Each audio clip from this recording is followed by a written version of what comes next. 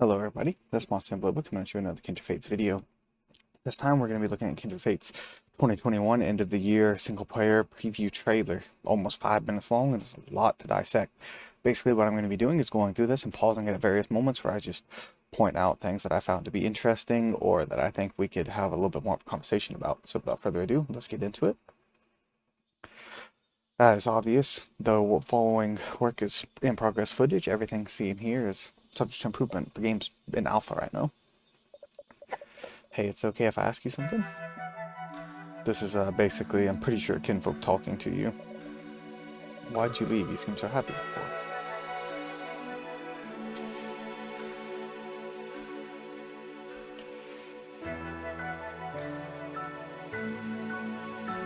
Here we have some landscape. Aside from looking beautiful, there's not a lot to point out here. But I will point out... Nah. Come on. Pause it correct time. That thing right there. You see the little shrine?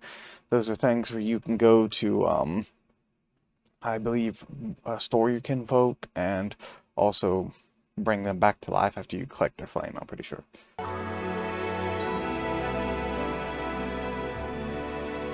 From far away, it's hard to tell, but it looks like there's a bunch of skullkin down there. No, Lumala, that's wrong.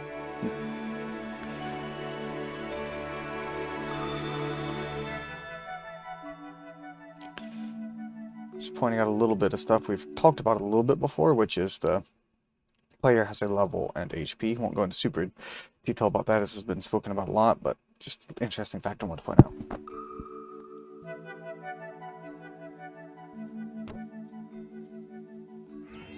Then here we have our summoning. You see the time slows down as you prepare to throw your kinfolk out to summon them for combat.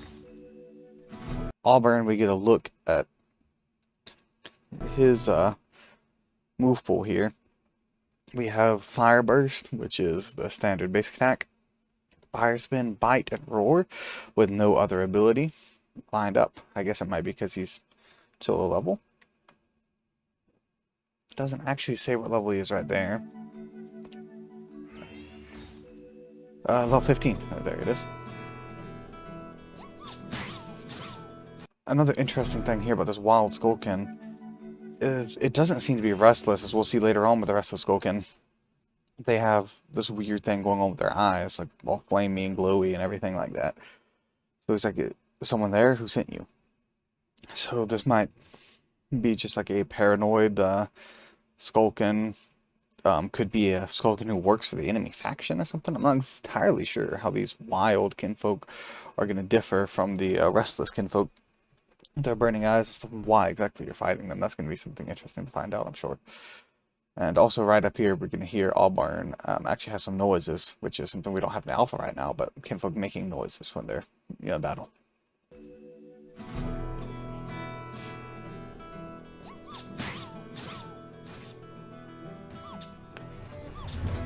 You also get XP for each hit, another thing that was mentioned in an earlier newsletter, but so just point out the little things here. So far, I don't think we're seeing any new moves. This is just a Shovelet versus Kadoki here. You know, we can see that Shovelet level 24 versus level 13 Kadoki doesn't quite one-shot, but does quite a bit of damage nonetheless.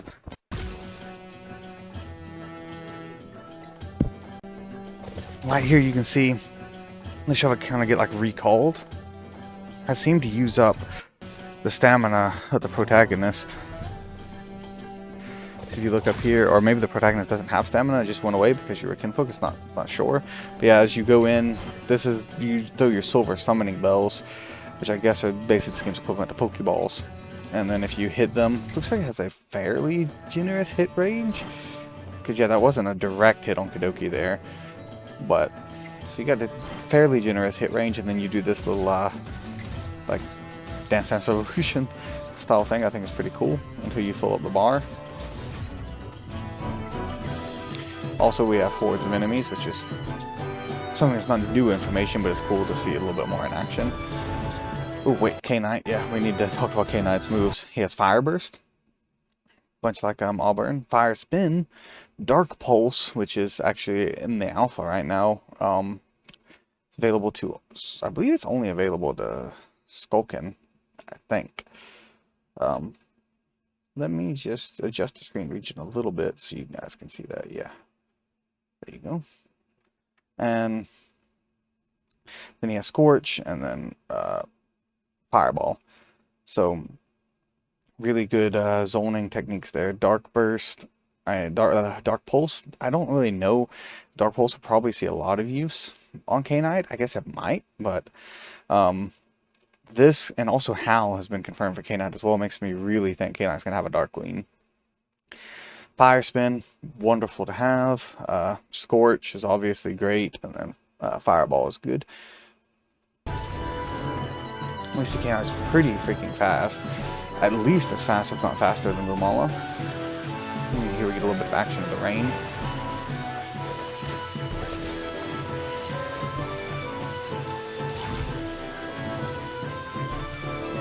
And then we get Shovelet just dropping Rock Slide on them, just destroying everybody. You can visit your towns for supplies. This is one of the smaller towns in the game. I believe Andrew said that it's on the smaller side, so you can expect to see much bigger than this, I imagine. He didn't say exactly how big, but he said this one was on the smaller side.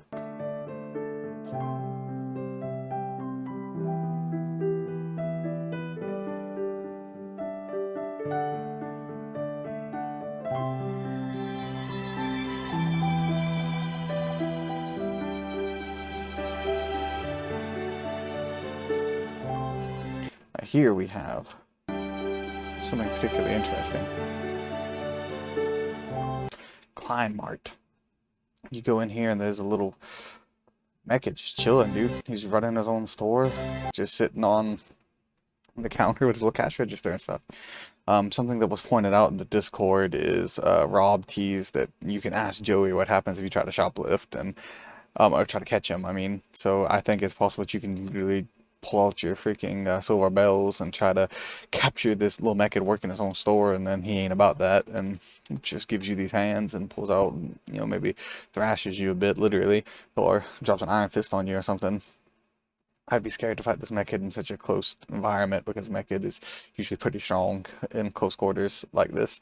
But I think it's really cool, and I've heard a bunch of people talking about it, so I guess we can talk about it here. Is perhaps the mech actually owns the shop. His name, maybe his name's Klein, and he runs the shop. That's why it's Klein Mark, or maybe it's like a bigger chain that we'll see more of, kind of like the Pokemarts or something.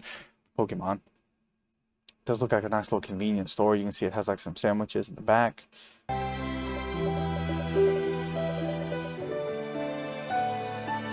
can apparently sell stuff to it, which is interesting. Oh, let's do a little pause quickly.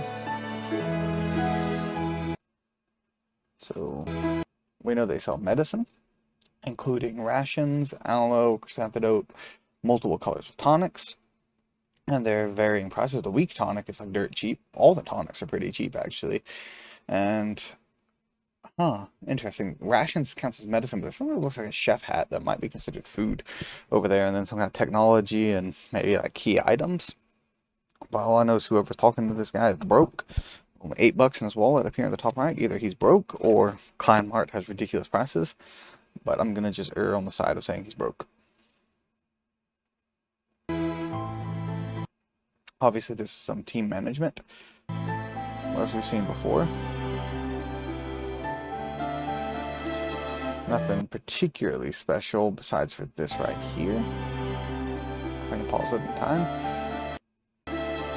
Yeah, we get stat scaling. But you have your EVs and IVs, which are, Rob said something about making them more like a traditional RPG where you need to pick where they go rather than grinding constantly for them, which I absolutely love. Also interesting to see that Shovelet's attack scaling is abysmal, but his health and defense scaling and stamina scaling are all pretty nice. Back there you saw there was a likes and dislikes, but it's just question marks, so I'll actually know what those do. Here we get to see a little bit of the inventory. So yeah, I was right, that is food. And gadgets, and then the glass locket is for key items. So yeah, this seems rations and such is not counted as food. I'm going to try to pause it a little bit on the gadgets. Yes, the silver summoning bells. So gadget, they're under gadgets for capturing. Glass locket, I believe, is what you use to revive your kinfolk who died. You can give it to one kinfolk per run.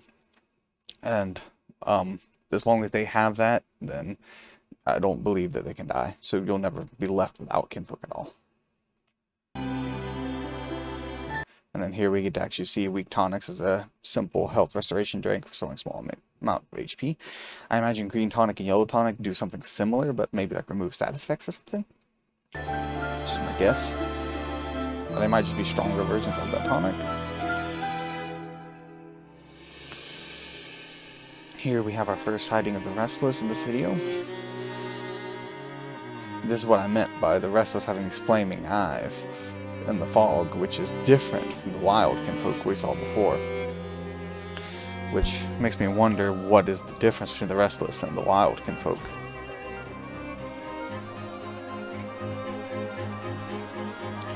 Here we have our first boss encounter. So we have the special named Salamander crawling out from under this bridge. He's freaking huge compared to Salamander in the Alpha Arena, which is really cool. Also, there's a lot to say here. Like, you can see he's level 25, he's just wrecking everybody because they're so low level. And then, as you see, where you saved your kinfolk's flame, you also see you got a chrysantidote. So I think that means that when your kinfolk dies, that their item doesn't go back to your inventory, so you're going to actually need to go collect their flame, or perhaps their ashes, after they die, so that you can get your item back as well as saving them. Which is going to make it even harder to get your items back in some cases, especially if you put a good item on them and you don't have any more.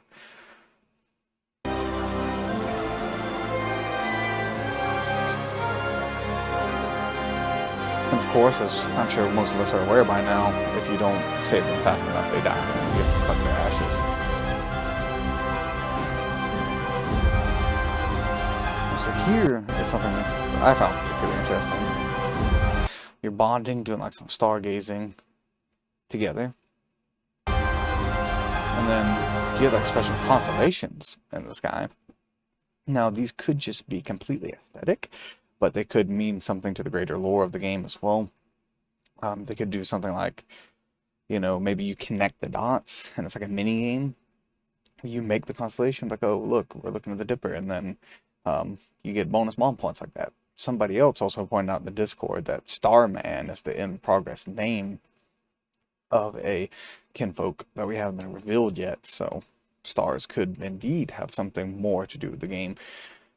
Wild, really wild speculation is that maybe stars are kinfolk, and they're whatever the Starman is, and the Starman's kind of like a alien entity that came to the world, or something like that. There would be a lot less crazy theories out there, I imagine, but that one's admittedly unlikely, but interesting to think about nonetheless.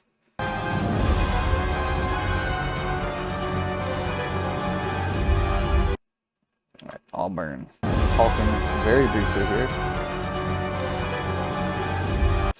Don't worry about me. Hold on. There's gonna be a lot of pausing. Here we have Avion doing something with light essence, like looks like maybe a buff. Could be some kind of light type move even. Very interesting looking nonetheless. I don't think this necessarily means Avion has a light lean, but it could mean that Avion does have access to some light type moves. But a light lean on Avion wouldn't be incredibly surprising. And then back there we have K-Knight doing some kind of like pillar of flame attack, which I would be interested to know more about. I know you tried, as you see back there, little soul talking to you, I believe. And then here is the star of the show, Fire Shark. This is the first official reveal of Fire Shark. We saw like silhouettes before and stuff now, but we actually see him. I actually quite like him. He has those cool little glowing stripes on him, and otherwise it's just, you know, looks like a shark. But really cool, like detailed with nice little touch-ups on him type of shark. He's shooting like some freaking hyper beam or something out that I'm guessing is probably going to have a similar functionality to Righteous Light from Lumala, but since it looks very water type, it could have some other effect besides just being straight up damage. Maybe it has like a slow attached to it or something like that. They'll help you combo with more abilities or something. I just imagine it's probably not going to be a recolor, a Righteous Light alone. So we'll see. And then we have a little bit more. We have Gallivant here doing like a massive crush down. It's pretty interesting to see that has such a big radius. Going to be helpful to hit when he's so slow. And I see the little cool looking castle in the background. Same thing here with Gladius, basically going Super Saiyan. I wanted to point out that these castles are really interesting because we already have the Ruins map in the PvP, which makes me think maybe these castles are something to do with those ruins. Maybe those ruins are like, this is like the castle before it got ruined, basically. You know, maybe it's still standing and those ruins are connected to this and somehow, and maybe connected to the Mechid line in some way. And then there you guys have it. So don't forget to wishlist on Steam. And please let me know if you guys had any speculations and if you enjoyed the video. Hope you'll leave a like and a comment. And until next time, this is Monstertaming signing off. Hope you have a wonderful day. Goodbye. God bless. See you all next time. Bye-bye.